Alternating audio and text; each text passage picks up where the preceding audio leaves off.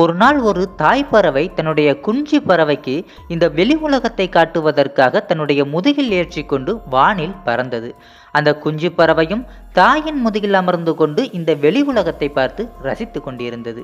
அப்போது அந்த தாய் பறவை தன்னுடைய குஞ்சு பறவைக்கு இந்த வானிலையே பறக்க கற்றுக் கொடுக்க வேண்டும் என நினைத்து அந்த குஞ்சு பறவைக்கு பறக்கவும் கற்றுக் கொடுத்தது. தான் பறக்க ஆரம்பித்த சந்தோஷத்தில் அந்த குஞ்சு பறவையும் வானிலையை சிறகடித்து பறக்க ஆரம்பித்தது. சந்தோஷத்தில் அங்கும் இங்குமாக துள்ளி குதித்தது. அப்போது அங்கு வந்த வேடன் ஒருவன் அந்த சிறிய பறவையின் மேல் அம்பை எய்தினான். தன்னுடைய மகன் பறக்க கற்றுக்கொண்டான் என்ற சந்தோஷத்தில் திரும்பிய தாய்க்கு மகன் கீழே விழுவதை கண்டதும் அதிர்ச்சி. உடனே அந்த தாய் பறவை கீழே விழுந்த தன்னுடைய மகனை எழுப்பி அருகில் இருந்த புழுக்களையும் கொண்டு உணவளித்தது. ஆனால் அந்த சிறிய பறவை அசைவில்லாமல் கிடந்தது.